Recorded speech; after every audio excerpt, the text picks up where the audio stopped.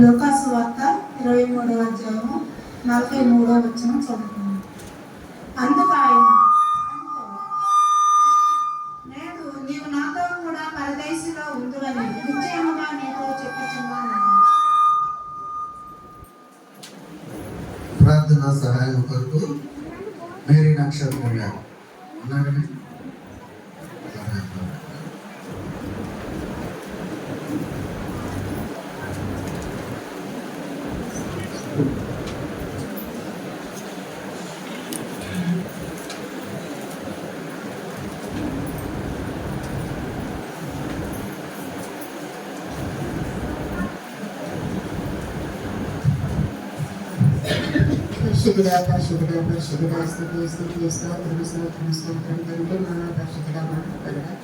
ఈ ఘనమైన బట్లేని స్థితిలో స్తోత్రం చెల్లిస్తున్నాం. ప్రభా కాచినటువంటి కాలం అంతా కాచి కాపాడు.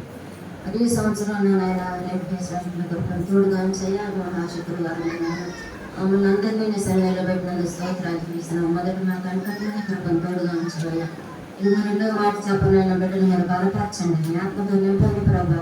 ఆ బిడ్డ మీరు శివసాగు మెరుగుపరిచిన తండ్రి ఆ బిడ్డను గోరుగా వాడుకొని నేను నామానికి మహిమకరంగానే సైన్య సాక్షులు ప్రతి బిడ్డను నిలబెట్టమని వెనగలించి గ్రహించగల హృదయాన్ని ప్రతిబిడ దయచేయమని యేసయ్య శ్రేష్టమైన పరిషత్ నామని అడిగి ప్రతిమాలు వేడుకుంటున్నాం మా ప్రేమలో తండ్రి.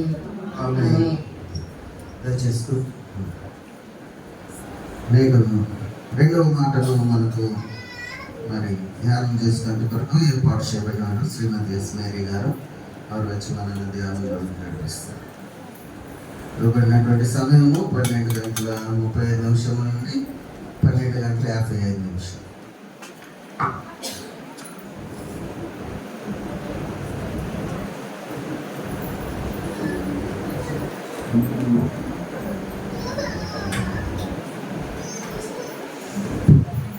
ప్రభువైన యేసుక్రీస్తు నామమున మీ అందరికీ కూడా వందనాలండి. అలాగే గుడ్ ఫ్రైడే శుభాకాంక్షలు తెలియజేస్తున్నాం. ముందుగా నాకు ఈ అవకాశం ఇచ్చినటువంటి దేవునికి వందనాలు తెలియజేస్తున్నాం. అదేవిధంగా పాస్టర్ గారికి సంఘస్థులకి నిండు వందనాలు తెలియజేస్తున్నాం. మరి రెండవ మాటగా చదువుకున్న లేఖన భాగము లూకాసు వార్త 23వ అధ్యాయము 43వ వచనం చదువుతున్నాం.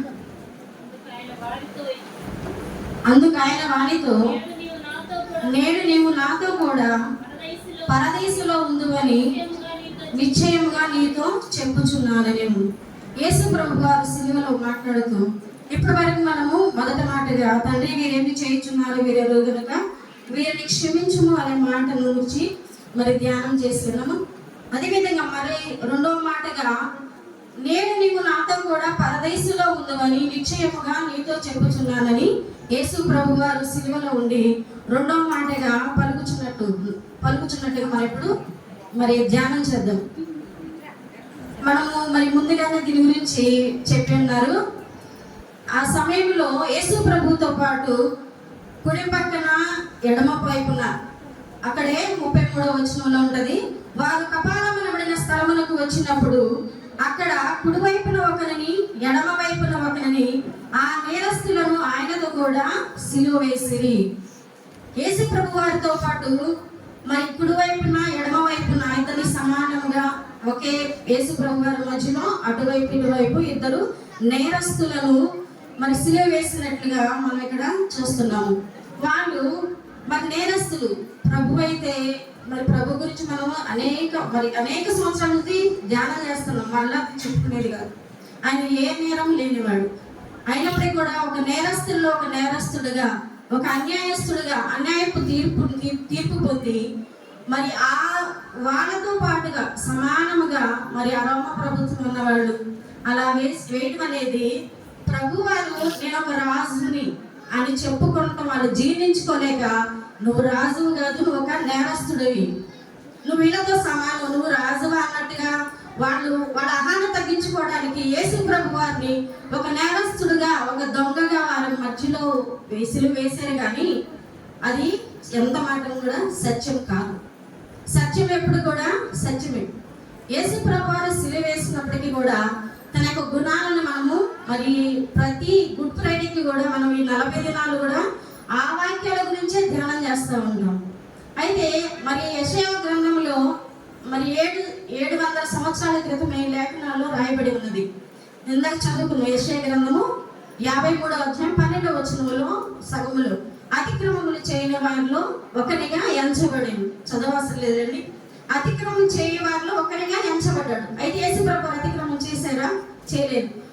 లేఖనం నెరవేరినట్లు వారి మధ్యలో యేసుప్రభు వారిని ఒక అతిక్రమం చేసిన వాడిగా వాళ్ళతో సమానంగా అక్కడ సిలువ వేయటం అనేది చూస్తున్నాం. అయితే మరి వీరితో పాటు ఉన్నటువంటి కుడి వైపున ఎడమ వైపున 2 దొంగలు ఉన్నారు, ఒక నేరస్తులు ఉన్నారు. వాళ్ళు ఎలాంటి వారంటే మరి మత్తయి సువార్త 27వ అధ్యాయము 39 నుంచి 44 వరకు చదువుతున్నాం. ఆ మార్గమున వెళ్ళుచుండిన వారు ఆలోచించు, దేవాలయంలో పొడగొట్టి 3 దినములలో కట్టువాడా, నిన్ను నీవే రక్షించుకొను. నీవు దేవుని కుమారుడు అయితే శిలువ మీద దిగుమని చెప్పుచు ఆయన్ను దూషించిరి.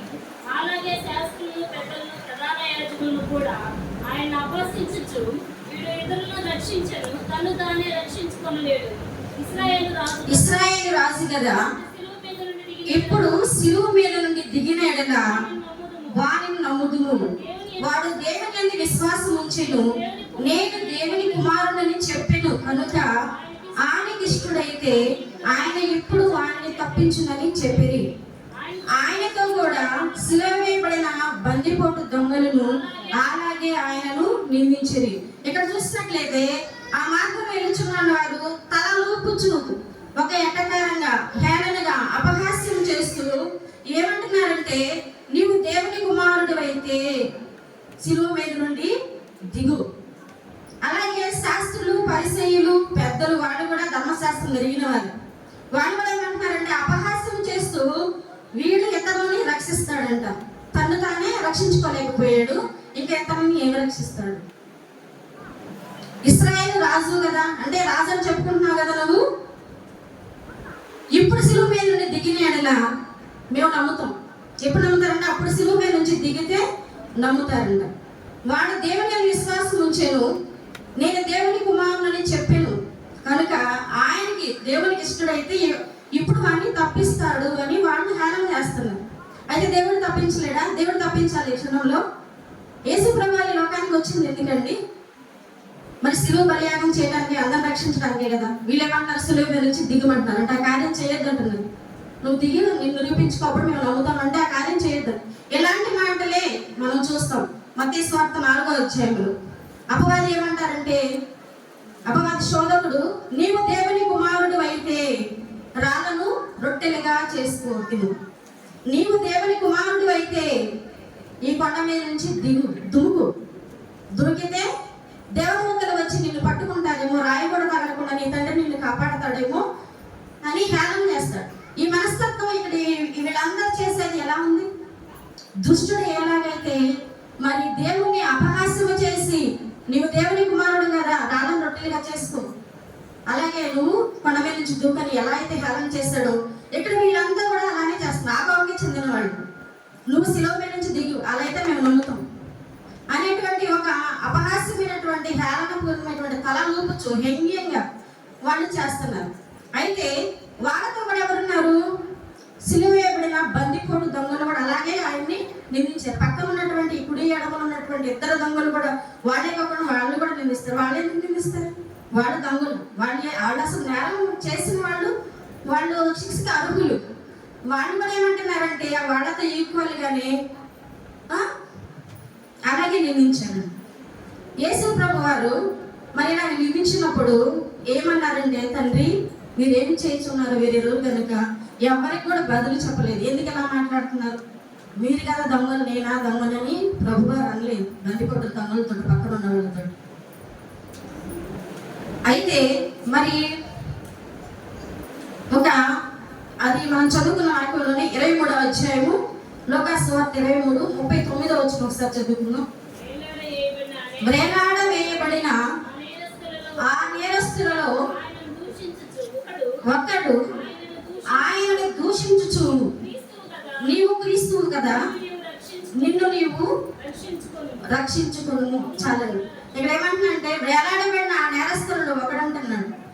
ఇప్పుడు ఎడమని లేదు బైబిల్లో, ఒకడు ఆయనను దూషిస్తూ అంటున్నాడు, నీవు లెక్కిస్తూ కదా, నిన్ను నీవు రక్షించుకును, మమ్మల్ని కూడా రక్షించుము అని అంటున్నాడు. అంటే రక్షిస్తే ఏం చేస్తాడు ఆ దొంగ? మరలా ఒక సూచక్రియ ఆశ్చర్య కార్యంలో నువ్వు ఎంతో మంది రక్షించావు, చనిపోయిన వారిని లేపావు, కుష్ఠుల్ని, మరి అలాగే మరి ఎన్నో రోగాలు ఉన్న వారిని అందరినీ కూడా రక్షించావు కదా. ఈ క్షణంలో మనం ఎంత బాధపడుతున్నాం కదా, నువ్వు రక్షించేసుకుని మమ్మల్ని కూడా రక్షించుకోవాలంటే ప్రభు ఏ మాట చెప్పాడా అని చెప్పలేదు, ఆ మాటకి ఏమీ స్పందించలేదు. తన యొక్క హృదయం ఎలా ఉందంటే, ఇప్పుడు నువ్వు రక్షిస్తే మరలా తను ఏం చేస్తాడు, మరలా బందిపోట్లాగానే తన యొక్క పనిని మళ్ళీ కొనసాగించుకోవడానికి. అతను అడిగిన రక్షణ ఏంటంటే ఈ లోకానికి సంబంధమైనటువంటి రక్షణ. నువ్వు రక్షించుకుని నన్ను కూడా మమ్మల్ని కూడా రక్షిస్తే మరలా లోకంలో అదే పని చేయొచ్చు. ఆ శిక్షలో ఉండి కూడా తనకి ఎటువంటి మార్పు అనేది లేదు. మరి తర్వాత వచ్చిన కూడా చదువు. అయితే రెండవ వాడు వాడిని గద్దించి, అయితే రెండవ వాడు ఏం చేస్తానంటే గద్దిస్తున్నాడు. ముందు చూసినట్టయితే ఇద్దరు నేరస్తులు బందిపోటు దొంగలు కూడా అపహాసం చేసి ఇద్దరు కలిసి ఇక్కడికి వచ్చినప్పటికే ఒక దొంగ అపహాసం చేస్తుంటే రెండవ దొంగ ఏం చేస్తున్నాడంటే వాడిని గద్దిస్తున్నాడు. గద్దించేది ఎవరండి? తన తప్పు తెలుసుకున్న వారే గద్దిస్తారు. ఇప్పుడు వారికి కూడా తన ఆ పక్కన వాళ్ళతో కూడా ఈక్వల్ గా నిందించిన వాడు, అపహాస్యం చేసినాడు, ఒక్కసారిగా తనలో ఒక మార్పు చూస్తాం మనం పై వచ్చినాళ్ళు. చదవమద్రాలు. నీవు అదే శిక్షా విధిలో ఉన్నావు కనుక దేవునికి భయపడవా అంటే ఇక్కడ రెండో దొంగ భయపడవా అని ఇంకో దొంగను అడుగుతున్నాడంటే తను భయపడుతున్నాడు. తనకు ఒక భయం వచ్చింది. ఇది మరి మారినటువంటి ఒక స్థితిని మనం చూస్తాం. దేవుని అంతమంది భయం లేదు కాబట్టి దేవుని దూషించాడు అందరితో పాటు.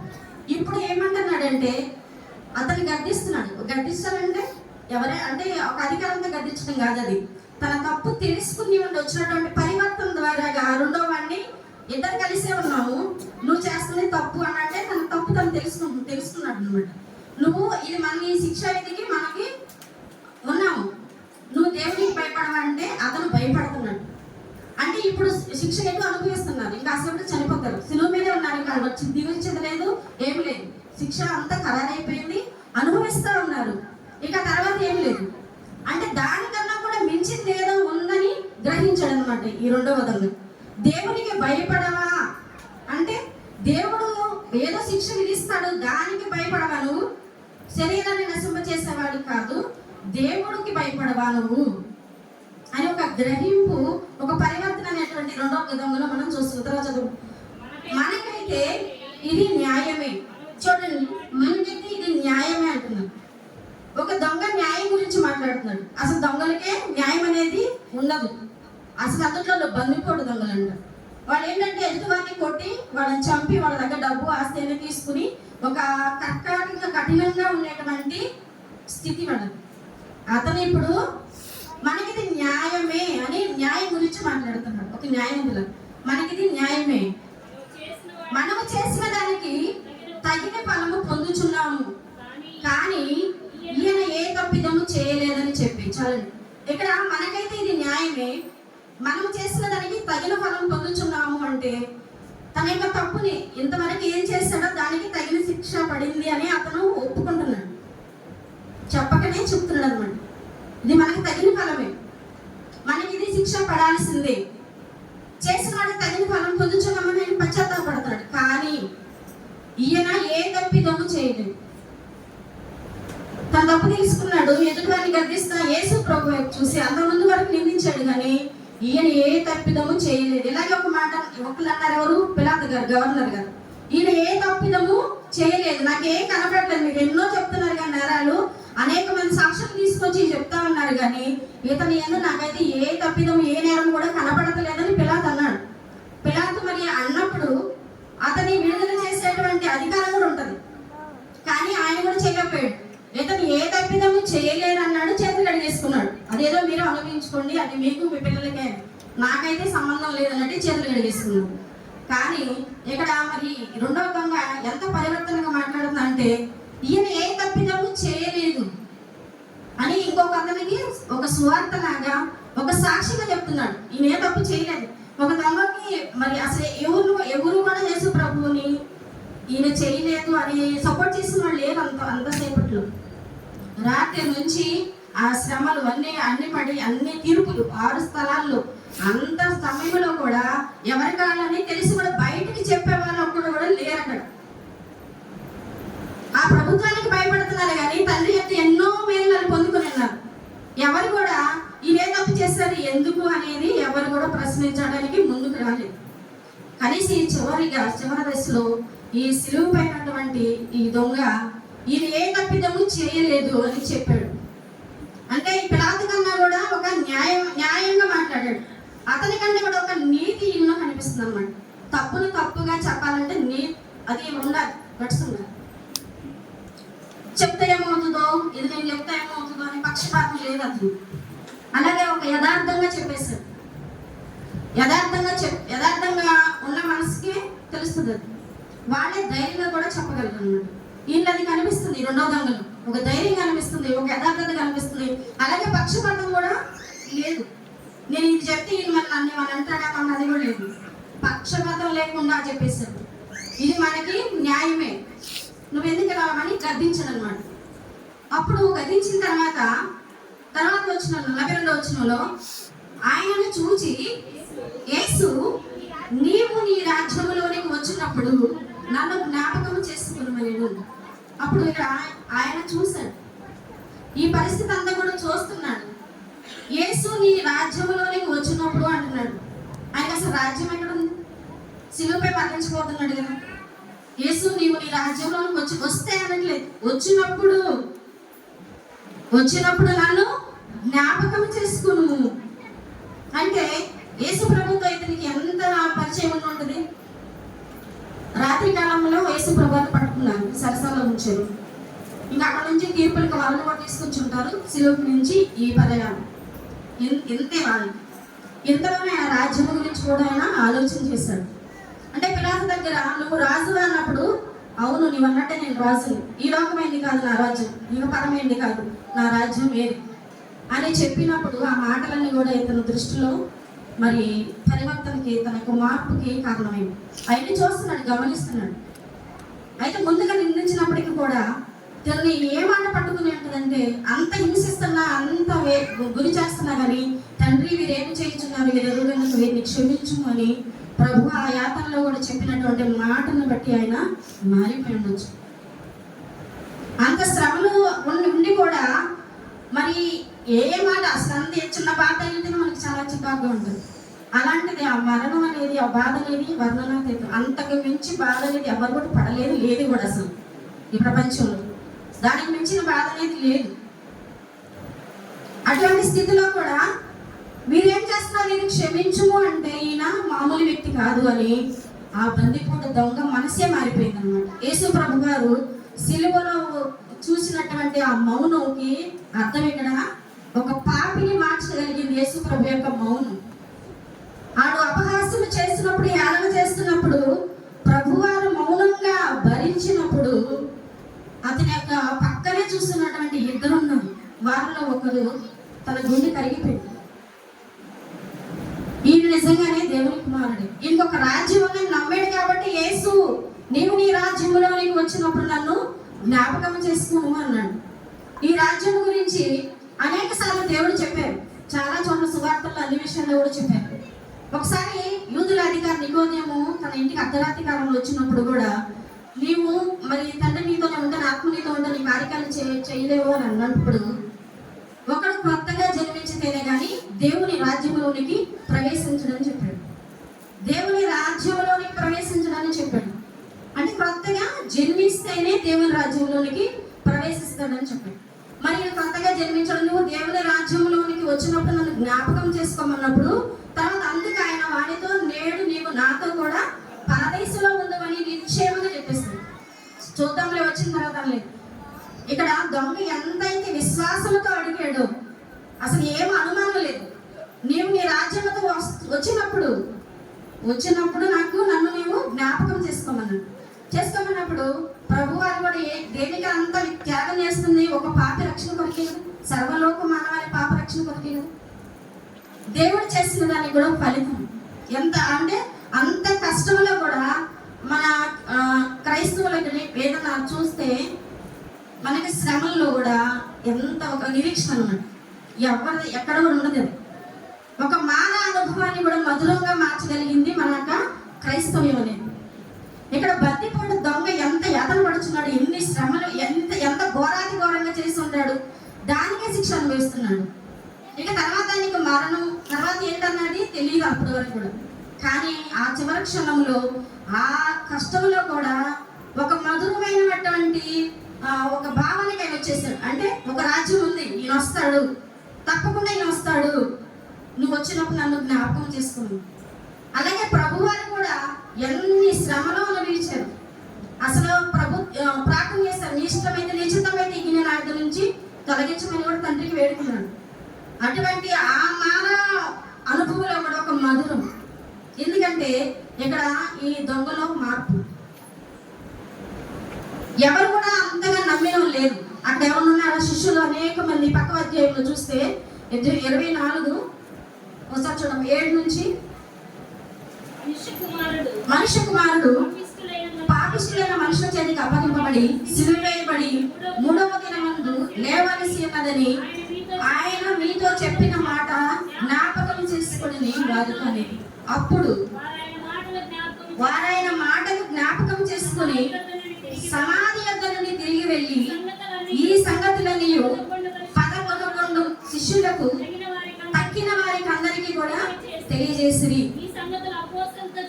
ఈ సంగతులు అపోస్తలులతో చెప్పిన వారు ఎవరనగా మగ్దలేనే మరియయు, హోసన్నయు, యాకోబు తల్లి అయిన మరియయు, వారితో కూడా ఇద్దరు స్త్రీలు. అయితే వారి మాటలు వీరి దృష్టికి వెర్రి మాటలుగా కనబడిన కనుక వీరు వారి మాటలు నమ్మలేదు. ఎలా ఉన్నాయి? వెర్రి మాటలా ఉన్నాయండి.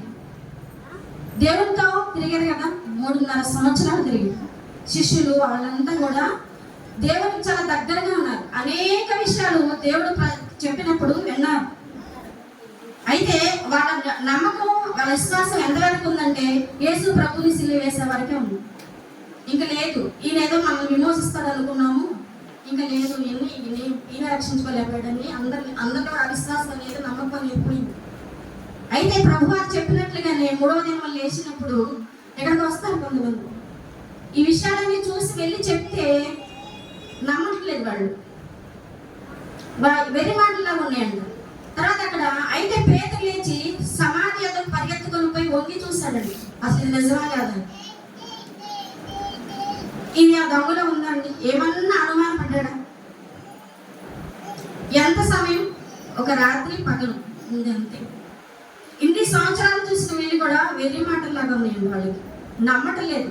అలా కింద వచ్చిన అమ్మాయి గ్రామం మధ్యలో కూడా 2 మనుషులు వెళ్తూ ఉంటే ప్రభువారు వాళ్ళతో నడుస్తూ ఉన్నప్పుడు ఏం జరిగిందంటే వాళ్ళు కూడా ఎందుకు చెప్తారు, మేమేదో ప్రవక్త వచ్చాడు మమ్మల్ని విమేసిస్తాడు అనుకుంటే ఇది అంతటితో అయిపోయింది. ఇప్పుడు 3 రోజులు అయిపోయింది. మరి వాళ్ళు నమ్మినట్లయితే 3వ రోజు తిరిగి లేస్తానని అడిగి ఎదురు చూడాలి కదా. అసలు లేచినని చెప్తేనే వాళ్ళకి నమ్మకం లేదు, వెర్రి మాటలాగా ఉన్నాయండి. అవన్నీ కూడా మర్చిపోయారు. అంటే వీళ్ళందరికన్నా కూడా బందిపోటు దొంగ అయితే అవ్వచ్చు, కానీ వాళ్ళలో ఒక మార్పు చూడండి, పరివర్తన. అక్కడ 36వ వచనం నుంచి ఒకసారి చూద్దాం. వారు ఎలాగో మాట్లాడుచుండగా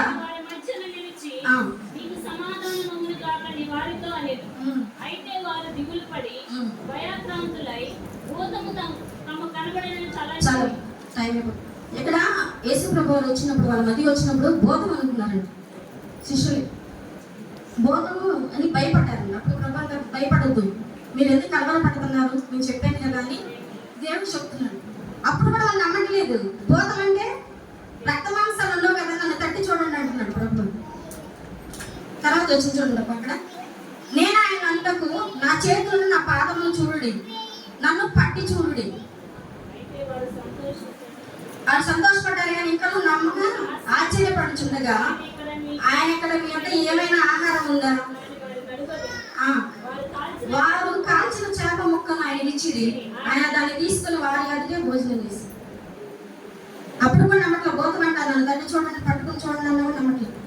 అప్పుడు కూడా ఇంకా నమ్మకలేదు అంటారు, మీ దగ్గర తినేదంటే ఇవ్వండి, తిని చూపిస్తాను. భూతాలు తినవు కదా అట్లాగా నమ్ముతారు, అలా నిరూపించుకోవాల్సి వచ్చింది ప్రభు. అలాగే 40 దినాలు వాళ్ళకి ప్రత్యక్షముగా అపొస్తలుల కార్యములు 1:3 కూడా ఉంటుంది. 1:3 ఆయన శ్రమ పడిన తర్వాత 40 దినముల వరకు వారు కగపడుచు దేవుని రాజ్య విషయములను గురించి బోధించుచు అనేక ప్రమాణములను చూపి వారికి తను తాను సజీవునిగా కనపరుచుకునేది. 40 దినాలు మళ్ళీ వాళ్ళు నమ్మేటి కోసం సజీవులుగా వాళ్ళందరూ కనపడి అనేక ప్రమాణాలు చూపించుకోవాలి వచ్చింది. ఎందుకని చెప్తున్నట్టు వీటన్నిటికన్నా కూడా ఈ శిలువపై ఉన్నటువంటి దొంగ మార్పు అనేది ఇంకా దొంగ అని కూడా అతను నీతిమంతుడు అయిపోయాడు, దొంగ కాదు ఇంకా. ఎలాగంటే మరి లోకస్వార్త 19వ అధ్యాయంలో జక్కయ్యని ఏంటి నేను అనవలసిన త్వరగా దిగురమ్మంటే తొందరగా వచ్చేస్తాడు. వచ్చేయమంటున్నాడంటే నా ఆస్తిలో సగం మాట పేదలకి ఇచ్చేస్తాను, నేను ఎవరి యొక్క అన్యాయంగా తీసుకుంటే 400 చెల్లిస్తాను. అప్పటి వరకు ఏంటి ఆయన ఒక అన్యాయస్తుడు సగం ప్రభు అడగలేదు, వాళ్ళు వచ్చినటువంటి మారు మనసు. అలాగే ఈ దొంగలు కూడా అలాగే మారు మనసు అక్కడ అతను ఒక నీతిమంతుడిగా అక్కడ చూస్తున్నాడు. అయితే ప్రభువు ఏం చెప్పారంటే నేడే అడగగానే నువ్వు వచ్చేటప్పుడు నన్ను జ్ఞాపకం చేసుకోమని అడిగితే నేడే అని చెప్తున్నాడు. నేడే నువ్వు నాతో కూడా పరదేశంలో ఉంటాను.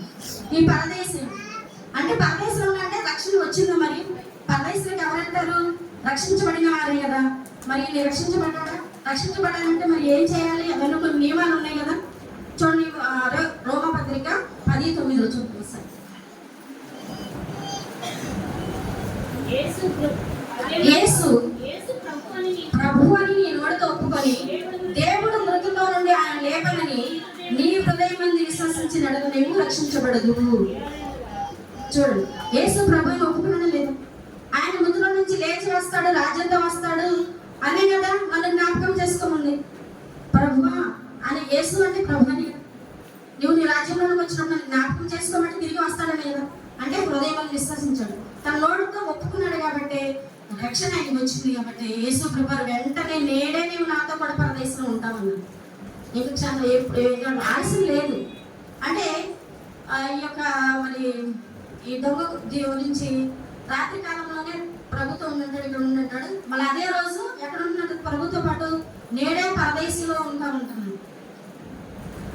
ఎంత మరి ఆయన యొక్క జీవితం అనేది ఆ శిలువ మీద ఉండటం అతనికి అది అదృష్టమే. శిలువ మరి శిక్ష పడితే పడవచ్చు కానీ అందరూ మరణిస్తాం, పుట్టిన వాళ్ళందరూ కూడా మరణిస్తారు. ఆ మరణం ఎలాంటిది అనేది చివరిలో మనకి మరి అటా ఇటు అనేది తీర్చే విషయం. అంటే పరదేశం ఉంది, అలాగే పాతాళం ఉంది. ప్రభు చెప్పారు కదా, అబ్రహాము రొమ్మున లాజరు అనుకుని ఉన్నాడు. అలాగే ధనవంతుడు ఎక్కడ ఉన్నాడు? పాతాళంలో ఉన్నాడు, యాతన పడుతున్నాడు. అబ్రహాము రొమ్మున ఎవరున్నారు? లాజరు నెమ్మది పొందుతున్నాడు, అంటే నెమ్మది పొందే స్థలం. అది విశ్వాసులు ఉండే స్థలం. అలాగే నీతి మంతులు ఉండే స్థలం పరదేశం అంటే అక్కడే తీసుకెళ్తాను అంటున్నాడు. అసలు నీకు మరి అసలు ఉన్న ఛాన్స్ ఉండేదా అక్కడ కనుక రాకపోయినట్టయితే? అన్ని సంవత్సరాలు ఉన్నటువంటి యోధ ఏమైపోయాడు? చివరి క్షణంలో నిరపరాధ రక్తం అందించాలని చెప్పేసి ఉరిపెట్టుకుని చచ్చిపోయాడు. కానీ మరి నరకానికి వెళ్ళాల్సినటువంటి ఈ దొంగ ఏం చేశాడంటే పరదేశికి వెళ్తున్నాడు యేసు ప్రభువుతో పాటు. ఇంతకన్నా ధన్యకరణం చేయకుండా ఈ లోకంలో ఆ శ్రమ పడితే పడ్డాడు. కానీ రాబోయేటువంటి ఆ రాజ్యం గురించి ఆలోచించాడు. దాని గురించి ఆలోచించడం ఎవరు? దేవుడు చెప్పాడు కానీ దాని గురించి ఎవరు కూడా నమ్మింది లేదు. తర్వాత 40 రోజుల తర్వాత నమ్మి బాప్తిస్మం, అదే నియమముగానే నా పేరట మీరు వెళ్ళి సర్వలోకానికి వెళ్ళి సువార్తను ప్రకటించండి, మరి బాప్తిస్మం అంటే నా పేరు నాకు నియమంగా ఉంది. అయితే మరి ఈ దొంగలో వచ్చినటువంటి మార్పు నీతి మందులుగా తీర్చుకుంటాడు. పరదేశం మరి తీసుకెళ్ళాడు ప్రభు వారు, నిశ్చయంగా తీసుకెళ్తా అన్నాడు కదా. ఇంత మార్పే కాకుండా అతనిలో వచ్చినటువంటి ఇంకో గొప్ప ఆశ్చర్యకరం ఏంటంటే మరి అప్పటి వరకు ఉన్నటువంటి మరి భూమి పుట్టినది మొదలుకొని పేతురు రాసిన మొదటి పత్రిక 3:19-20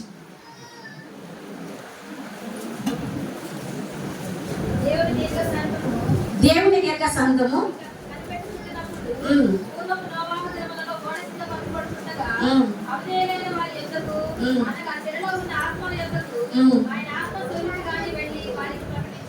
చదువు.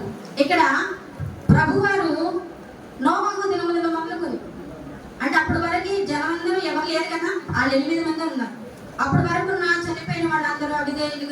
దేవుని మరి నమ్మిన వాళ్ళు ఉంటారు కదా, అబ్రాహాము, ఇస్సాకు, యాకోబు, మరి దేవుని కొరకు నిరీక్షించబడి ఆయన చూడకపోయినా కానీ నమ్మి ఉన్న వాళ్ళు ఉన్నారు కదా, వాళ్ళందరూ ఎక్కడ ఉన్నారు? పరదేశంలో ఉన్నారు. వాళ్ళ దగ్గరికి ఈ దొంగ యేసు ప్రభుతో వెళ్ళారు. ఇక్కడ సిలువ మీద సాక్ష్యం చెప్పడమే కాదు, ప్రభుతో పాటు అక్కడికి వెళ్ళారు. ఎందుకు వెళ్ళారు ప్రభు అక్కడికి?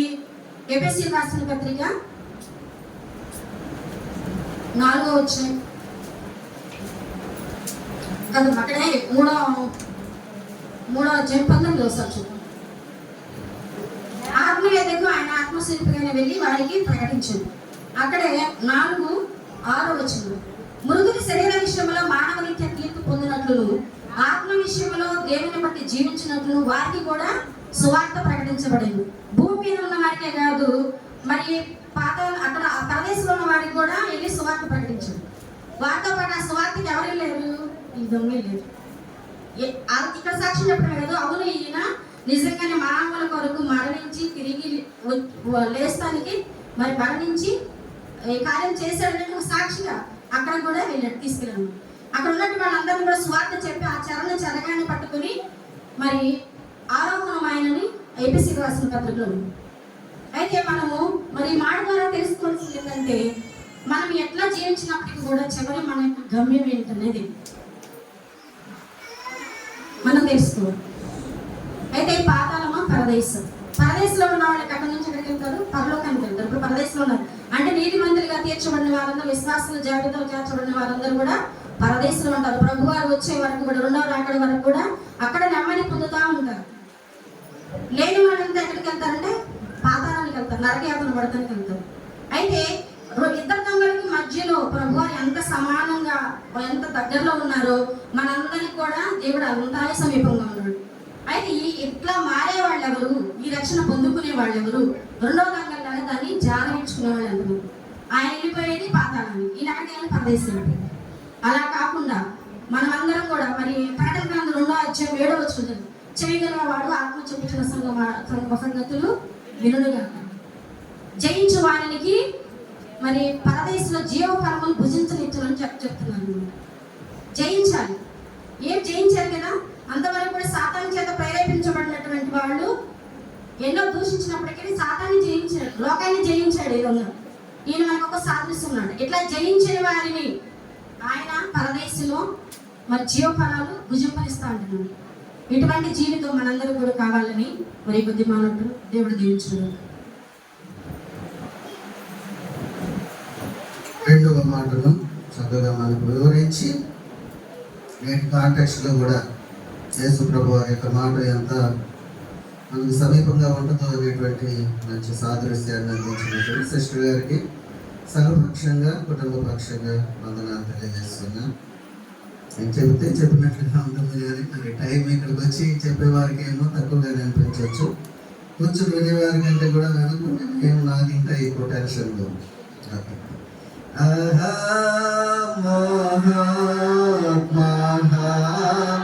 శరణ్య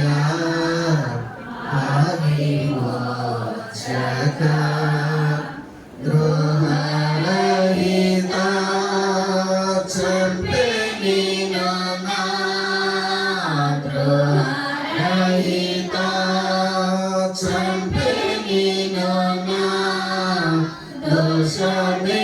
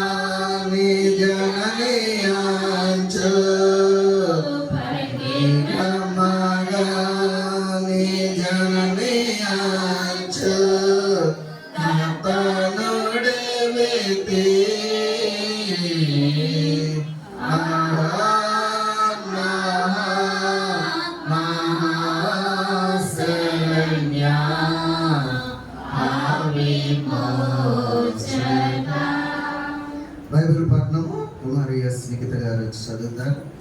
ప్రార్థన ప్రార్థన సువర్ణమ్మ గారు రెడీగా ఉన్నారు.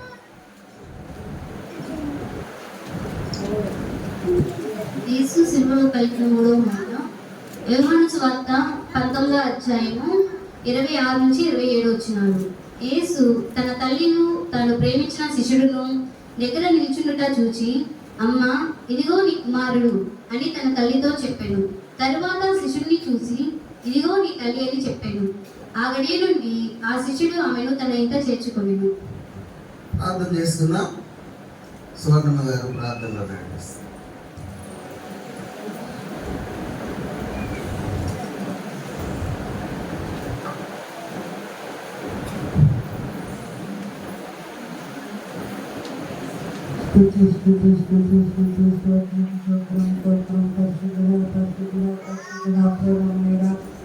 గొప్ప దేవాన్ని వందనాలు. మీరు ఇచ్చిన కృపను బట్టి, మీరు ఇచ్చిన ఆయుష్ను బట్టి మీకు వందనాలయ్యా. నేత్రాజా నీకు వందనాలు, స్తోత్రాలు చెల్లించుకుంటున్నాం తండ్రి. చేరి వచ్చిన ప్రతి బిడ్డ జీవించండి, ఆశీర్వదించండి. మా యొక్క మాస్టర్ గారిని 30 గంటల జీవించి ఆశీర్వదించి నీ ఎక్కడ నాకు భద్రపరచమని, వారికి ఇచ్చిన బిడ్డల్ని జీవించి కందిరించి కాపాడమని, చేరి వచ్చిన ప్రతి బిడ్డను జీవించండి అయ్యా. ఈ బిడ్డకి ఏ అవసరపరమైన తీర్చండి ప్రక్క. దర్శనం మాట్లాడిన నాయన వేస్తుంది నా తండ్రి. మంచి శుక్రవారం నుండి ఈ మంచి శుక్రవారం వరకు మమ్మల్ని దాచి కాపాడి తండ్రి. జీవించండి, కరుణించండి, కాపాడండి తండ్రి. ఎంతో మంది బ్రహ్మ ఈ జనం చూడలేకపోయి ఉన్నారు తండ్రి. మేము కూడా నా బ్రహ్మ ఈ జనం చూడలేక ఉన్నామేమో అనుకున్నాం తండ్రి. నేనైతే బ్రహ్మ 2 వారాల క్రితం పడిపోయి నాకేం తెలియదు బ్రహ్మ.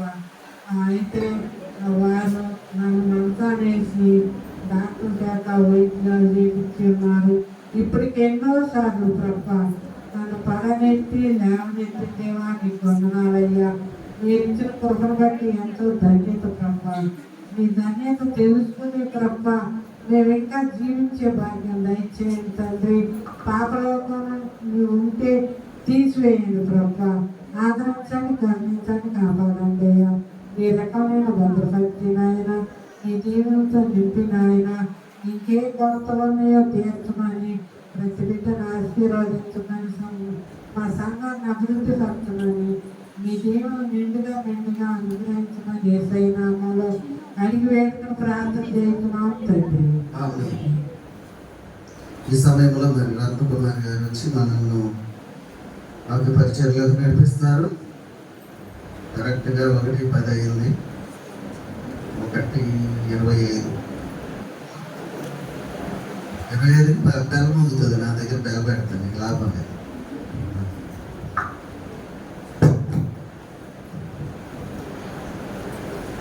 చేరి వచ్చిన ప్రతి ఒక్కరికి శుక్రవారం శుభములు తెలియజేస్తున్నానండి.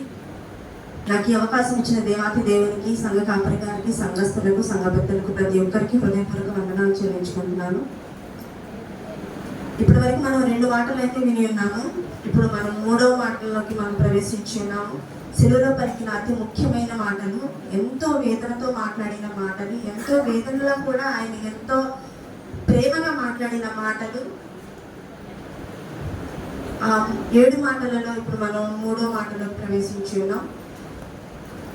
చిన్న ప్రార్థన చేసుకున్నాం. మహాపరిశుద్ధుడ, మహోన్నతుడ, మా ప్రిపండ్ల తండ్రి, వందనాలు, స్తుతులు, స్తోత్రమయ్య. ఇదిగో తండ్రి, ఈ మధ్యాహ్న కాల సమయంలో నాకు ఈ అవకాశం ఇచ్చినందుకు వందనాలు, స్తోత్రం ప్రభా. ఇక్కడ నిల్చుంటానికి ప్రభా నాకు ఎటువంటి అర్హత లేని నన్ను ప్రభు నిలబెట్టుకొని నాకు ఈ అవకాశాన్ని, ఈ సమయాన్ని ఇచ్చినందుకు వందనాలు, స్తోత్రం ప్రభా.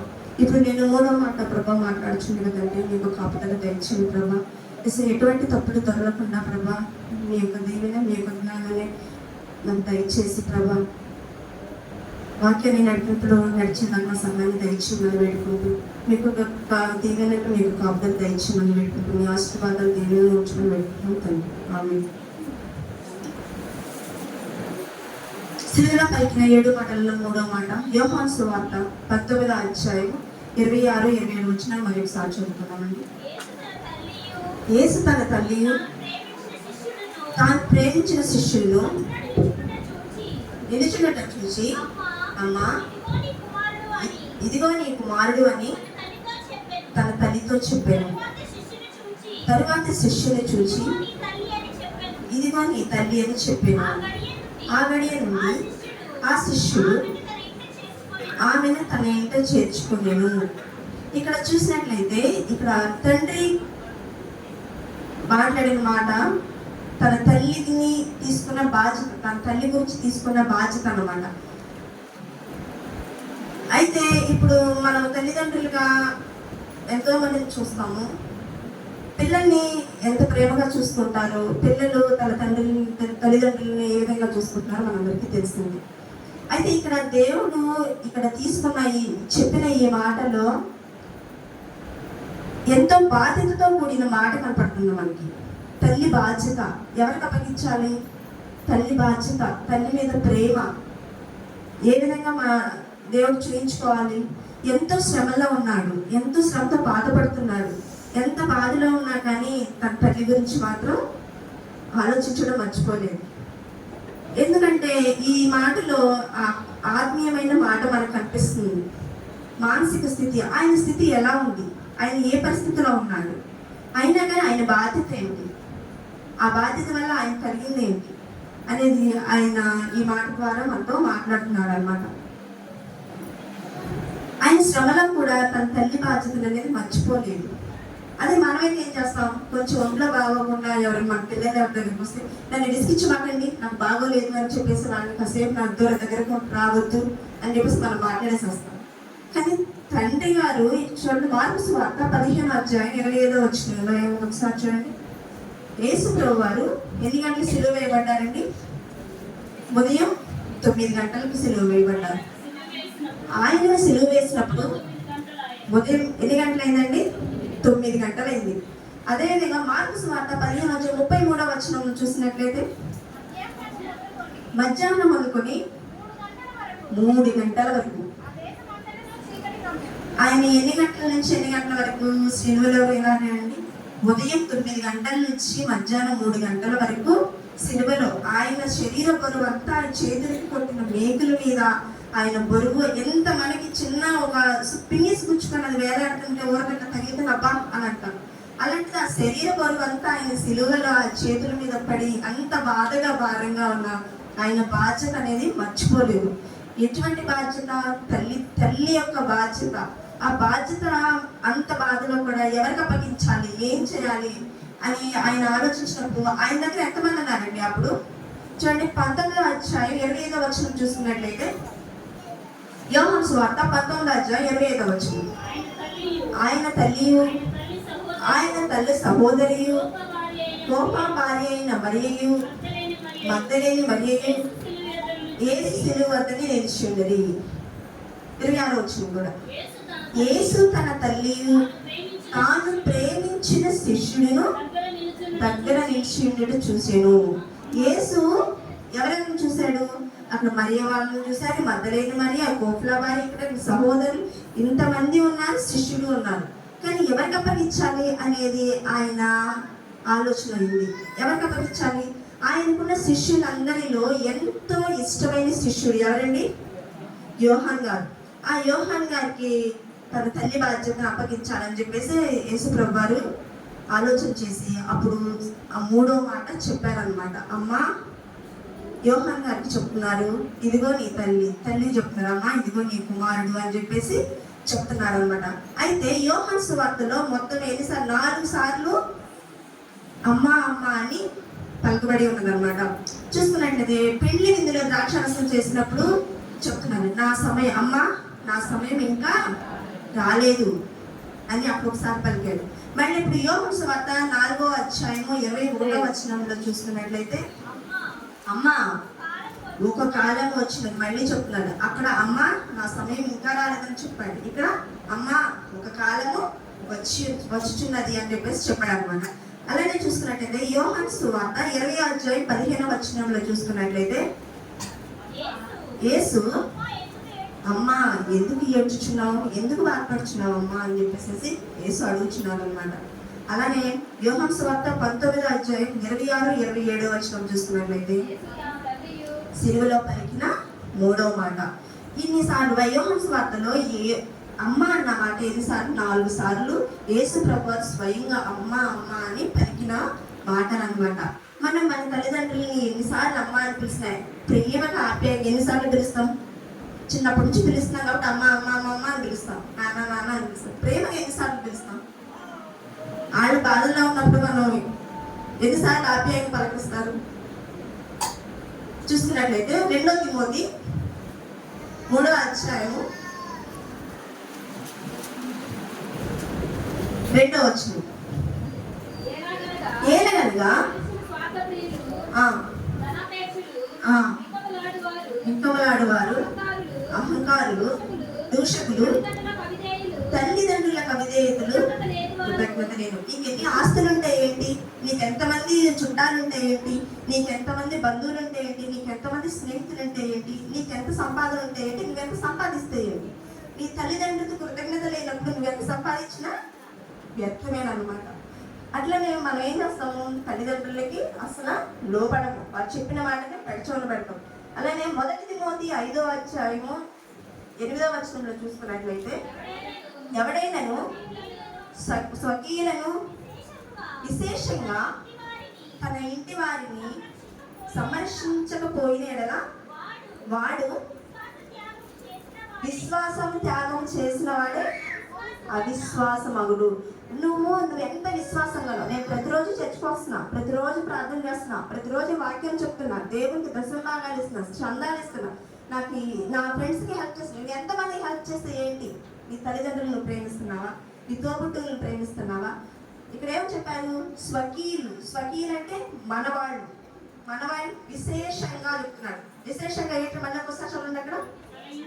విశేషంగా తన ఇంటి వారు. కొంతమంది అంటారు ఇంట్లో వాళ్ళని అసలు పట్టించుకోరు, బయట వాళ్ళకి మాత్రం ఎంతో హెల్ప్ చేస్తారు, ఎంత బాగా చూసుకుంటారు. ఇంట్లో తల్లిదండ్రులు కానీ తోబుట్టులు కానీ అసలు పట్టించుకోరు. అప్పుడు ఏమంటున్నారు దేవుడు? విశేషంగా తన ఇంటి వారిని సంరక్షించకపోతే నీ విశ్వాసం ఎందుకు? నువ్వెంత విశ్వాసంగా ఉన్నా కానీ అది ఏమవుతుంది? అవిశ్వాసంగానే కనబడుతుంది అనమాట. ఇప్పుడు తప్పిపోయిన కుమారుడు ఉన్నాడు, తప్పిపోయాడు, తండ్రి మాట వినకుండా వెళ్ళిపోయాడు. ఏమయ్యాడు? లాస్ట్కి నా తండ్రి ఇంట్లో ఉన్న పని వాళ్ళు కూడా బాగా బతుకుతున్నాడు, నేను ఇక్కడ 19 పొట్టు తింటున్నాను, నా తండ్రి దగ్గరికి అయితే నన్ను చేర్చుకుంటాడు, నమ్మకం విశ్వాసంతో. అదే కొడుకు దగ్గర తండ్రి రాగలడా? వస్తాడు. వస్తే నా కొడుకు చేర్చుకోగలిగేవాడా? చెప్పలేము. మన పాస్టర్ గారు చెప్పారు, బస్ స్టాండింగ్లో ఎవరో తన తల్లిదండ్రులను కూర్చోబెట్టి అడ్రస్ ఇచ్చి చేర్పించమంటే అనాథాశ్రమంలో చేర్పించమని చెప్పేసి దాంట్లో రాస్తున్నారు. ఎంత బాధ్యత గల కొడుకులు వాళ్ళు, ఎంత బాధ్యత గల కూతుళ్ళు. బాధ్యత అనేది కొడుకులు ఒకరికి కాదు, కూతుళ్ళు కూడా ఉంటుంది. పిల్లలు, తల్లిదండ్రులకి పిల్లలు. అట్లనే మనకి ఎఫెసీ పత్రిక 6వ అధ్యాయం 1-2 వచనాలు చూస్తున్నట్లయితే మనందరికీ తెలిసిన వాక్యం అది. తెలిసిన పిల్లలారా ప్రభువునందు తల్లిదండ్రులకు ఎలా ఉండాలండి? విధేయగా ఉండాలి. అది ధర్మమే. నీకు మేలు కలిగినట్లు తల్లిని తండ్రిని సన్మానింపాలి. అది ధర్మం. ఏంటది ధర్మం? వాళ్ళకి ఎదురు చెప్పి వెళ్ళిపోవడం ధర్మం, వాళ్ళు చెప్పిన మాట వెనుకొని వెళ్ళిపోవడం ధర్మం, వాళ్ళని కొట్టడం ధర్మం, వాళ్ళని తిట్టడం ధర్మం. ఈ రోజు బయటికి పంపించేస్తున్నారు ధర్మమా? అలా చూసుకుంటే మనకి సామెత లేదు. నిర్గమాకాండం చూడండి. నిర్గమాకాండం 21వ అధ్యాయం 15వ వచనం. తన తల్లినైనను కొట్టువాడు ఏమవుతాడండి? నిశ్చయంగా చచ్చిపోతాడు. నిశ్చయంగా మరణశిక్షణ. తన తండ్రినైనను తల్లినైనను కొట్టువాడు నిశ్చయంగా మరణిస్తాడు. బైబిల్ ఖచ్చితంగా చెప్తుంది. ఇహలోకంలో ఎంత బాగా చూసుకున్నా కానీ తల్లిదండ్రులు కొడితే ఏమవుతాడు? అది శాపంగా మారిపోతుంది. అది మనతోనే కదా, మన పిల్లలకు కూడా అవుతుంది. ఈ రోజుల్లో ఏంటి? తల్లిదండ్రులు చూడరు, తిండి పెట్టరు, బయటికి నెట్టేస్తారు, ఇష్టం వచ్చినట్టు చేస్తారు. చనిపోయినాక మాత్రం బాగా భోజనాలు పెట్టేసి, రకరకాల ఐటమ్స్ పెట్టేసి, పెద్ద పెద్ద గిఫ్ట్లు ఇచ్చేసి, నేను ఎంత గ్రాండ్గా చేశాను, అంత గ్రాండ్గా చేశాను అనుకుంటు. నువ్వు ఎంత గ్రాండ్గా చేస్తే ఏం ఉపయోగం ఉంటుంది?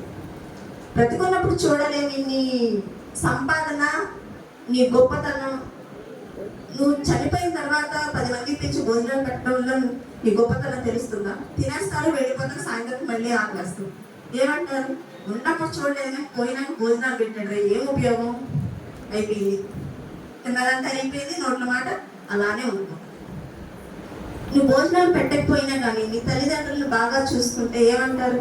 వాడు బతుకున్నప్పుడు బాగా చూసుకున్నారా, లేకపోతే ఇది ఉన్నతలోనే పెట్టుకున్నారు అంటారు. అట్లనే సామెతల గ్రంథము 23వ అధ్యాయం చూస్తున్నట్లయితే, సామెతల గ్రంథం 23వ అధ్యాయం 22వ వచనం నుంచి 25 వచనాలు చూస్తున్నాం. ఏమండి? తండ్రి ఉపదేశమును అంగీకరించాలి. ఈ తల్లి ముదిమి యందు నిర్లక్ష్యం చేయకూడదు. మనం ఏం చేస్తామండి? పక్కన రూమ్ వేసేస్తాం, వెళ్ళిపోండి, get out, guest house. Next సత్యం నమ్మేగా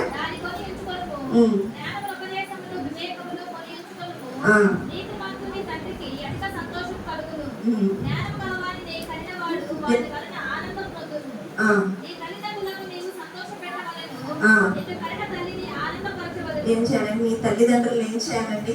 సంతోష పెట్టాలి, ఆనందింప చేయాలి. మనం ఆనందింప చేస్తున్నామండి మన తల్లిదండ్రులు? మనం సంతోష పెడుతున్నామా? బాధ పెడతాం. కొంతమంది కొట్టనే అవసరం, మాటలతో కూడా బాధ పెడతారు. మానసికంగా, శారీరకంగా ఏ విధంగా మనం మన తల్లిదండ్రులను చూసుకుంటున్నాం, ఏ విధంగా మన తల్లిదండ్రులతో మనం గడుపుతున్నాం. ఆయన ఎందుకు వచ్చాడు? లేఖనం నెరవేర్పు కొరకు వచ్చాడు. తండ్రి చిత్తం ఏ విధంగా ఉంది? లేఖనం నెరవేర్చే విధంగా ఉంది. అట్లానే ఆదికాండము 37వ అధ్యాయము 12వ వచనం చూడండి. అక్కడ యోసేపు గురించి మనం చూస్తాం.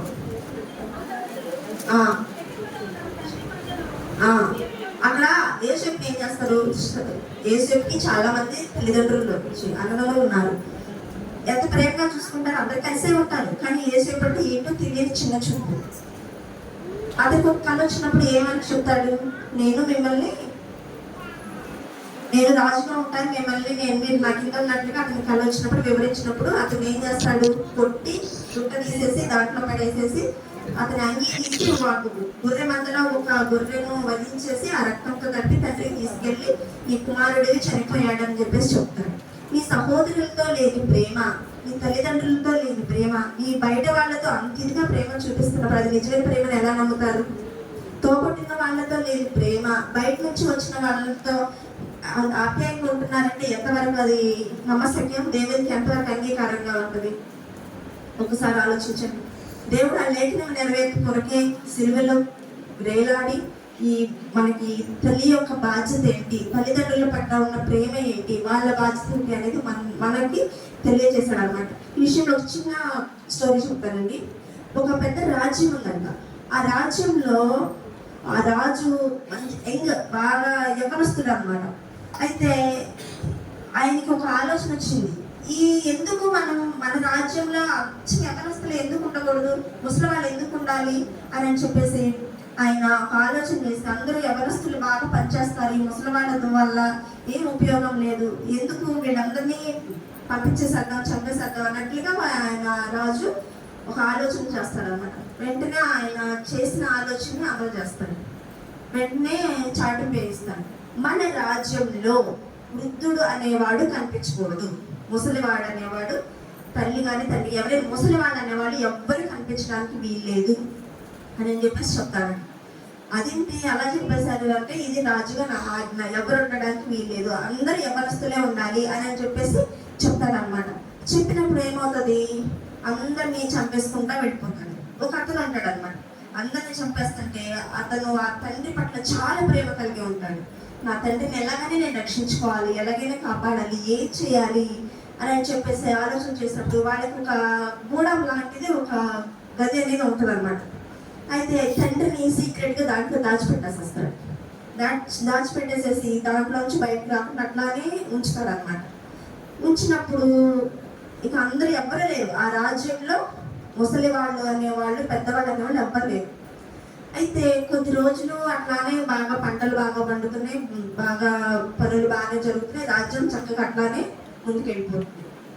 కొంతకాలానికి రాజ్యంలో కరువు వచ్చింది అనమాట. ఎంత కరువు అంటే తినటానికి కూడా తిండి లేదు, నీళ్లు కూడా పక్క రాజ్యానికి వెళ్ళి తెచ్చుకోవాల్సిన పరిస్థితి. ఏం చేయాలని చెప్పేసి అట్లానే నీళ్లు పక్క రాజ్యానికి వెళ్ళి మోసుకొచ్చుకుంటా ఉంటారనమాట.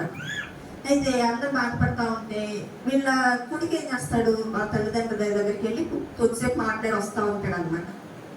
వచ్చి ఆ రోజు అట్లానే కూర్చుని, నాన్న ఈరోజు పరిస్థితి ఇది, రాజ్యం బాగా కరువు పరిస్థితిలో ఉంది, ప్రతిదీ కూడా పక్క రాజ్యం మీద ఆధారపడాల్సి వచ్చింది, తాగడానికి నీళ్లు కూడా ఉండట్లేదు, ధాన్యం కూడా ఏమీ లేదు, ఏం చేయాలో అర్థం కావట్లేదు అని చెప్పేసి తండ్రితో మాట్లాడుతూ ఉండగా తండ్రి ఒక ఆలోచన చెప్తాడు.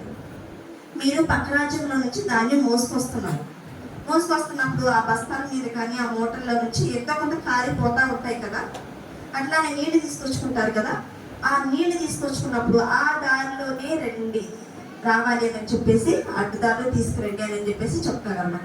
ఎందుకు అలా చెప్పాడు తండ్రి?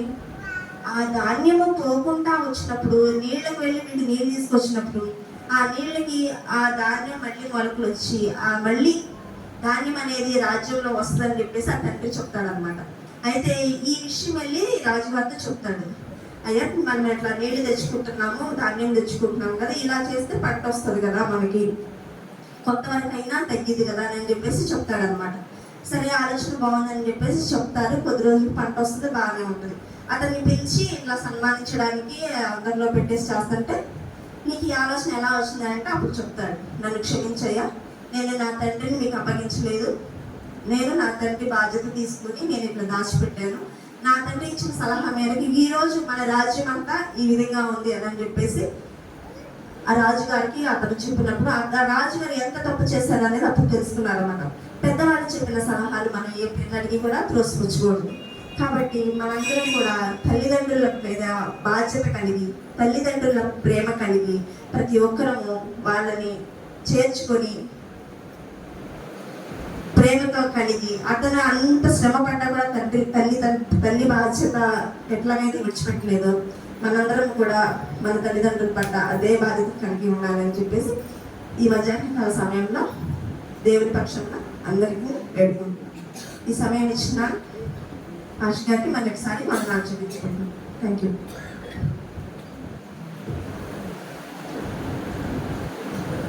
అమ్మ, ఇదిగో మీ కుమారుడు అని తన తల్లితో చెప్పాను, తర్వాత శిష్యుని చూచి ఇదిగో నీ తల్లి అని చెప్పాను. ఇంత వాక్యాన్ని మరి మూడవ మాటను చక్కగా మనకు ధ్యానంలోనికి నడిపించినటువంటి రత్నకుమారి గారికి సంఘపక్షంగా కుటుంబ పక్షంగా వందనాలు తెలియజేస్తున్నారు. 4వ మాట వరకు పాట పెడుతుందాం.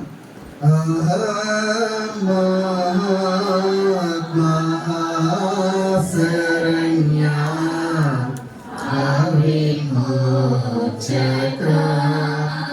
ద్రోహరహిత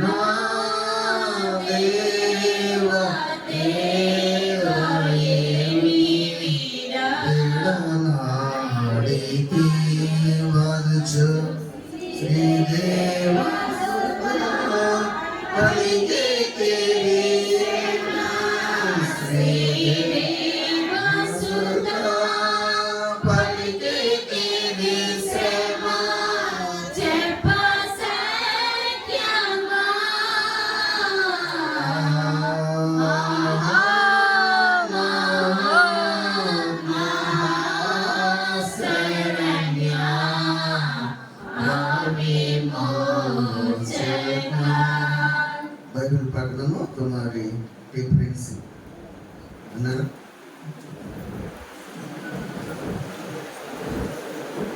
ప్రార్థన అంశం గారు రెడీగా ఉండాలండి. వాక్య పరిచర్యకు సామ్రాజ్యంలో రెడీ.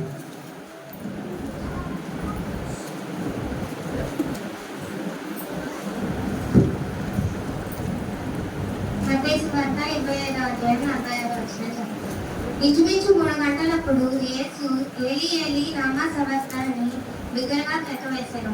ఆ మాటకు నా దేవా నన్ను ఎందుకు చేయి విడిచితివని అతడు. ప్రార్థనలోనికి అనసూయ గారు మనం నడిపిస్తారు.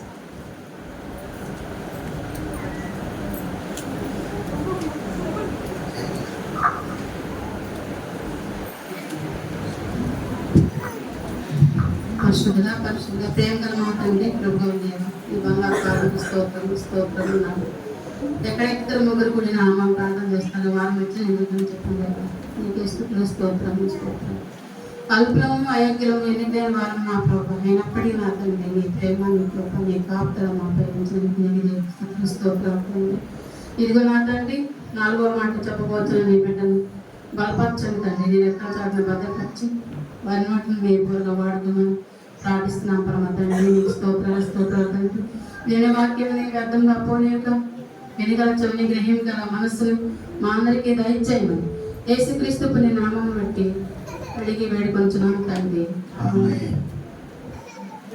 4వ మాటను ధ్యానం చేసుకోవటానికి మరి శ్రీమతి సామ్రాజ్యం గారు వస్తారు. 1:35 అవుతుంది. కరెక్ట్గా 20 minutes 1:55కి గంట మోగుతుంది.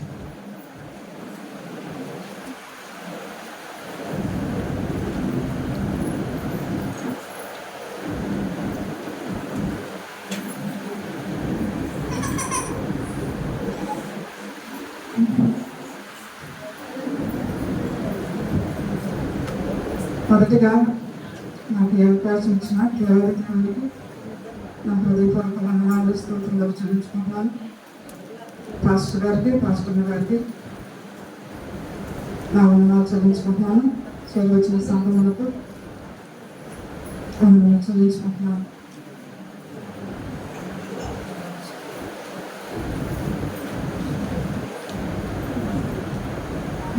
చిన్న ప్రార్థన చేస్తున్నాను.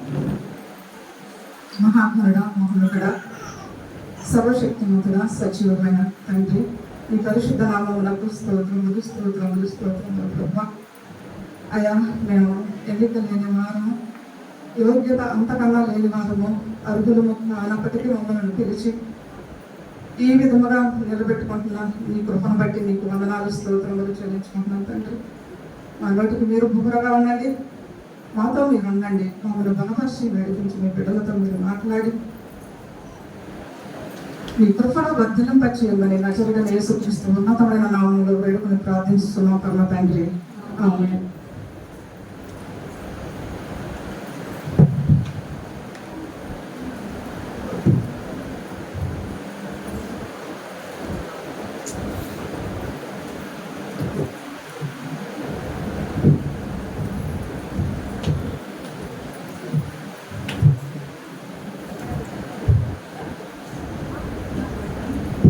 మత్తయి సువార్త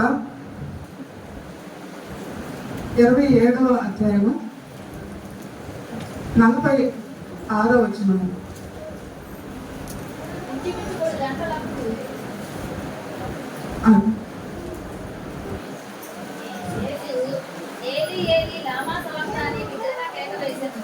ఆ మాటకు నా దేవా నన్నెందుకు చేయి విడిచితివని అర్థం.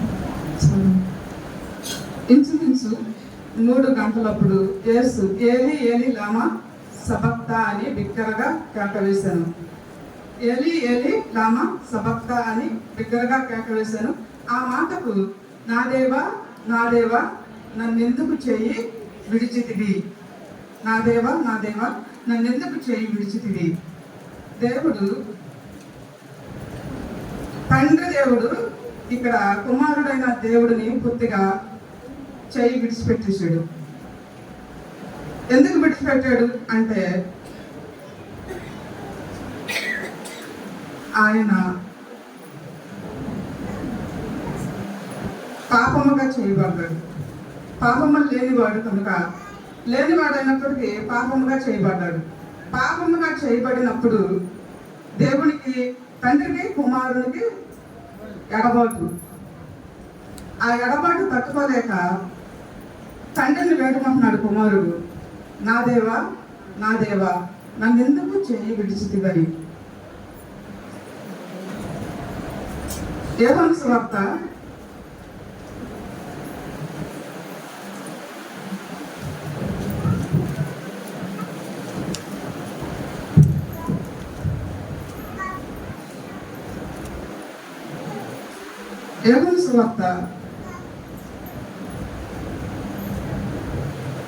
1:29. ఆనాడు యోహాను యేసు తన యొద్దకు రాగా చూసి, ఇదిగో లోక పాపమును మోసుకొని పోవు దేవుని గొర్రెపిల్ల. చాలమ్మా.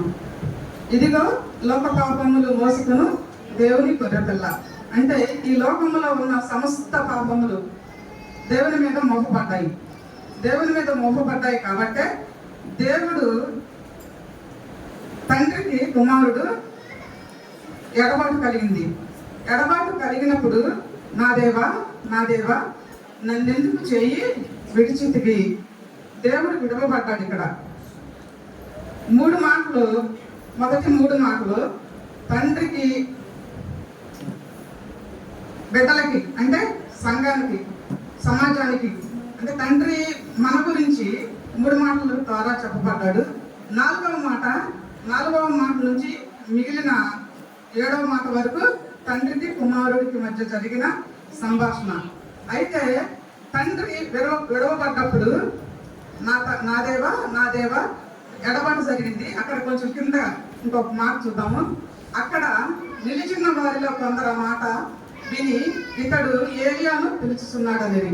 వెంటనే వారిలో ఒకడు పరిగెత్తుకొని పోయి స్పంజి తీసుకొని చిరకలో నుంచి రెల్లున తగిలించి ఆయనకు త్రాగనిచ్చేది. అంటే అప్పటికి ఆయన శరీరం శీల్చబడింది. మరి చిలువు మేకులు కొట్టబడ్డాయి. ఆయన దేహమంతా రక్తం ముద్దగా మారిపోయినప్పుడు ఆ శ్రమను భరించలేకపోతున్నాడు. అందుకే తండ్రి నా దేవా నన్నెందుకు చేయి విడిచితివి అని చెప్పేసి అక్కడ బాధతో వేదనతో తండ్రిని పిలుస్తున్నాడు. ఇక్కడ ఇంకో మాట చూద్దాము. ఏవేలు 2:31. ఏవేలు గ్రంథము 2:31. యెహోవా యొక్క, నేను చదువుతాను. యెహోవా యొక్క భయంకరమైన ఆ మహాదినము రాకముందు సూర్యుడు తేజోహీనుడగును, చంద్రుడు రక్తవర్ణమగును. అంటే ఈయన నా దేవ చేయి విడిచినప్పుడు చీకటి కండిద్ది అన్నమాట. చేయి విడిచినప్పుడు చీకటిగా, అంధకారముగా, ఆ చీకటి మహా భయంకరమైన చీకటిగా సూర్యుడు ఉండడు, చంద్రుడు రక్తవర్ణముగా మారుతాడు అన్నమాట. అయితే ఆమోస్ గ్రంథం మరొకసారి చూద్దాం. 8వ అధ్యాయం 9.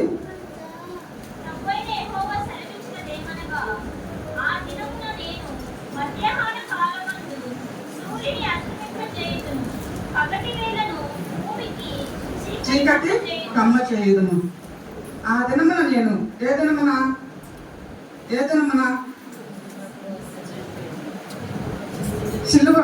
సిలువ వేయి సమయమున ఆ దినమున అంటే ఆయన సిలువ వేసినప్పుడు చీకటి, సూర్యుడు ఉదయించుడు, చంద్రుడు రక్తవర్ణముగా మారుతాడు.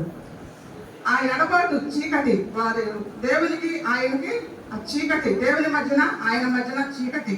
ఆ చీకటి గెస్తమనే తోటలో ఆయన ప్రార్థన చేసినప్పుడు తండ్రి ఈ గిన్నె నా యొద్ద నుండి తొలగించమన్నాడు. ఏ గిన్నె? శ్రమల గిన్నె. ఆయన శ్రమలు సహించాడు. కొట్టబడ్డ వారికి వీపును అప్పగించాడు. చంపులు మీద కొట్టు వారికి తన ముఖమును అప్పగించాడు. ఉమ్ము వేసిన వారికి తన ముఖమును అప్పగించాడు. మరి శ్రమకి తన వీపును అప్పగించినప్పుడు ఆ శ్రమలకు తట్టుకోలేక ఆయన ఈ గిన్నెలో ఉన్నది తండ్రి దీన్ని నేను తప్పించు నిశ్చితం అయితే అని చెప్పి ప్రార్థన చేశాడు కదా. అది ఏది? శ్రమలేనా? శ్రమలు కాదు. తండ్రికి కుమారుడికి ఉన్న బంధం ఎడబాటు అయిపోయింది. అక్కడ వారి మధ్య ఉన్న సంబంధము తెగిపోయింది కాబట్టి ఆయన అప్పటి వరకు నేను నా తండ్రి ఏకముగా ఉన్నాము, నా తండ్రి నాతోనే ఉన్నాడు, నా తండ్రి పంపిన కార్యములు నేను చేస్తున్నాను. నా తండ్రి పనుల మీద నేను వచ్చి ఉన్నాను. ప్రతి చోట నా తండ్రి అని సంబోధించాడు. ఇక్కడికి వచ్చేసరికి ఏమంటున్నాడు?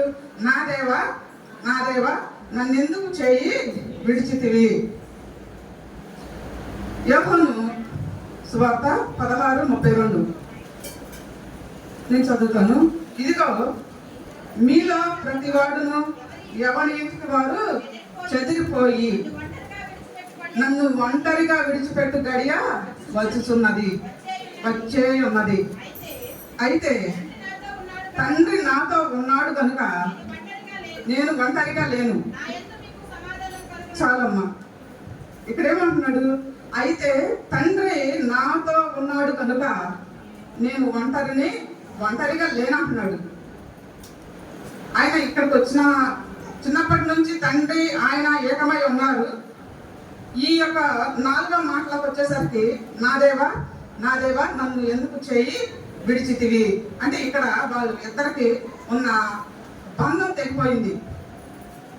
వారి మధ్యన చీకటి వచ్చేసింది. వారి మధ్యన ఉన్న బంధము తెగిపోయి చీకటి వచ్చేసింది. అంటే ఇక్కడ మనుషులు కూడా ఆయన్ని మీలో ప్రతి వాడును ఎవరి ఇంటికి వారు ఎప్పుడు చెదిరిపోయారు?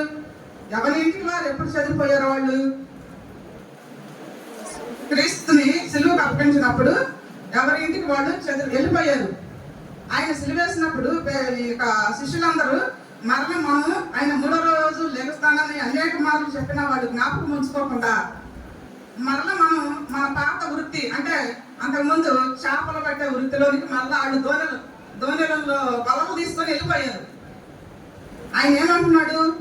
ప్రతి వాడును ఎవరి ఇంటికి వాడు చెదిరిపోయి నన్ను ఒంటరిగా విడిచిపెట్టి గడియ వచ్చేయమది ఇప్పటికీ వచ్చేయమది. అంటే దేవుడు అంటే శిష్యులు ఆయన చుట్టూ ఉన్నా కానీ ఆ గడియలో శిష్యులు విడిచిపెట్టారు. ఆయనని వెంబడించిన వారు అందరూ విడిచిపెట్టారు. దేవుడు విడిచిపెట్టాడు. శిష్యులు విడిచిపెట్టారు.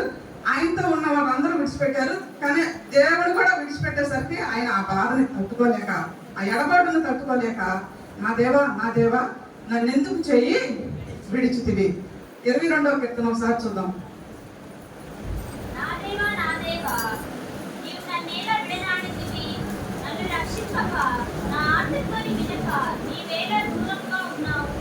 చాలు. నా దేవా నీవు నన్నేలా విడనాడితివి. ఇక్కడ విడనాడబడ్డాడు దేవుడు. నన్ను రక్షింపక అంటే సులువు మీద నుండి నన్ను రక్షింపక నా ఆర్తధ్వని ఆయన బాధను వినక నీవేళ దూరముగా ఉన్నావు. ఆయనకి దూరముగా ఉన్నాడంట తండ్రి. ఆయనకి దూరముగా ఉన్నాడు అంటే తండ్రి కొడుకుల మధ్య బంధం దూరమైపోయింది. అక్కడ ఆ బాధను తట్టుకోలేక నా దేవా నీవు నన్నేలా చెయ్యి విడిచితివి. నా ఆర్తధ్వని వినక నీవేళ దూరముగా ఉన్నావు. నేను పగలు మొరపెడుతున్నాను కదా, నీకు మొరపెడుతున్నాను కదా, నా మొర ఎందుకు ఆలకించట్లేదని ఇక్కడ కుమారుడు బహుగా బాధపడుతున్నట్టు మనం చూస్తాం. చాలు. ఆమోస్ గ్రంథం ఒకసారి చూద్దాం.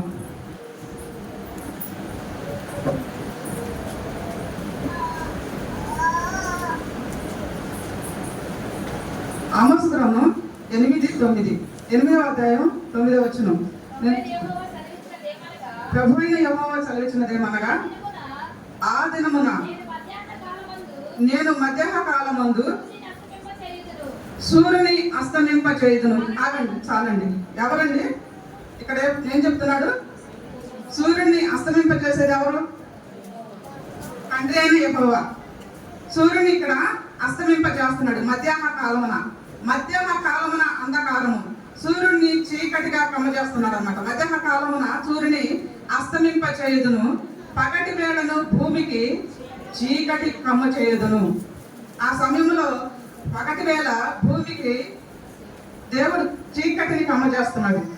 చీకటి పాపానికి సాదృశ్యం, చీకటి మరణానికి సాదృశ్యం. మరి అప్పుడు ఐగుప్తులో కూడా 10 తెగుళ్ళలో చీకటి కూడా ఒకటి. చీకటిని పంపించాడు. చీకటి ఒక మనిషిని అక్కడ 3 దినములు కూర్చున్న కాడ ఒక్కడను లేవకుండా చేశాడు దేవుడు.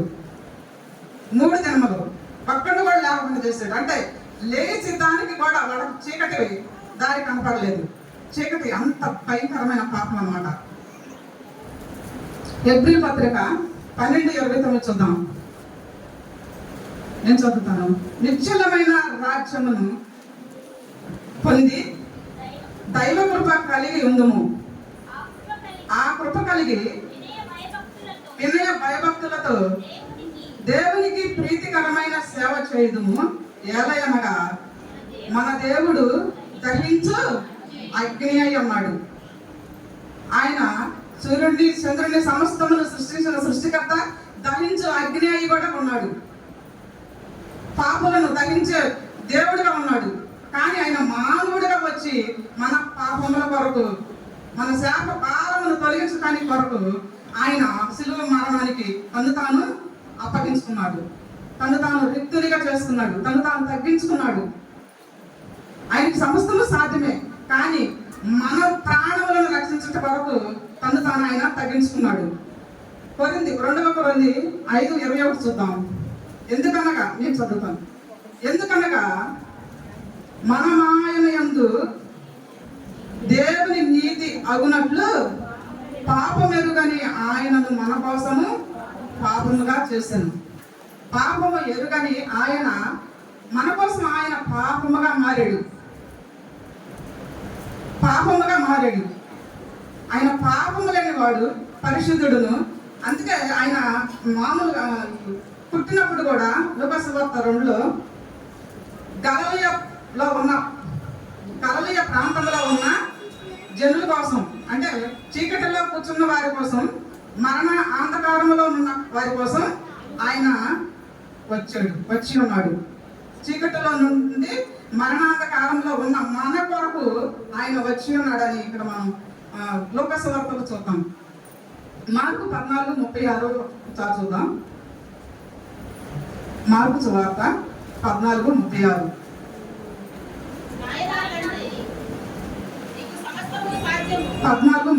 మార్కు సువార్త. తన యొద్ద నుండి తొలగిపోవాలని ప్రార్థించు, నాయనా తండ్రి నీకు సమస్తము సాధ్యమే, ఈ గిన్నె నా యొద్ద నుండి తొలగించుము, అయినను నా ఇష్ట ప్రకారము కాదు నీ చిత్త ప్రకారమే కానిమ్మనెను. ఆయన తండ్రి చిత్తానికి అప్పగించుకున్నాడు. తండ్రి చిత్తానికి అప్పగించుకుని ఆ ఎడబాటుకి, ఆయన ఆ కొంచెం ఎడబాటుకి, తండ్రికి కుమారుడికి ఆ కొంచెం ఎడబాటులోనే తట్టుకోలేనంత వేదనగా మనం చూస్తున్నాం. తట్టుకోలేనంత వేదనతో యెషయా గ్రంథం 13:9 యెహోవా దినము వచ్చుచున్నది, దేశమును పాడు చేయుటకును పాపులను భక్తిగా దానిలో నుండకుండా నశింపజేయుటకును క్రూరమైన ఉగ్రతతో ప్రచండమైన కోపముతోను అది వచ్చును. ఎప్పుడు వచ్చును?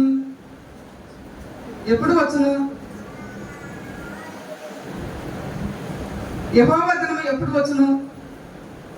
మరలా రెండో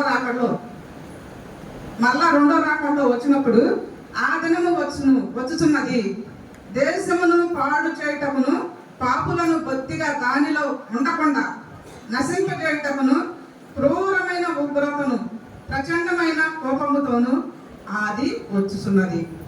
ఆకాశ నక్షత్రములను నక్షత్ర రాశులను తమ వెలుగు ప్రకాశింపనీయవు. ఆ దినము మహా భయంకరమైన దినము, ఆ దినము మహా అంధకారమైన దినము, ఆ దినమును అందరూ రొమ్ము పట్టుకునే దినము, ఆ దినమును ఏడ్చే దినము, ఆ దినము రోధించే దినము. ఆ దినమున మనం ఈ రీతిగా ఉండకుండా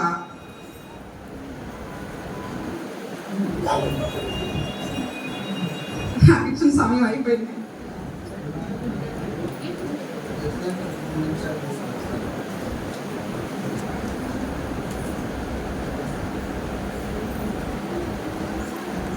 భయంకరమైన దినం రాకముందు మనందరం ఆయన ఇంత శ్రమపడి శిలువ మరణం పొందినప్పటికీ మన హృదయాలు మారకపోతే మనం అంధకారంలో ఉండట్టే. ఆ మహాదినము భయంకరమైన దినమని ఎరిగి మన హృదయాల్లో నిత్యము ఆయన్ని స్తుతిస్తూ ఆయన రాకడకు ఎదురు చేసే వారిగా ఉండాలని నేను కోరుకుంటూ ఈ మాటలు నేను ముగిస్తున్నాను.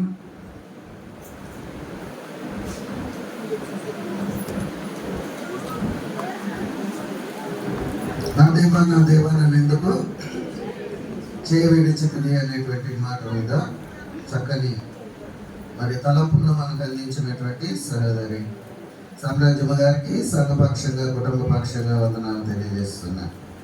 పాటలు పడుకుందాం.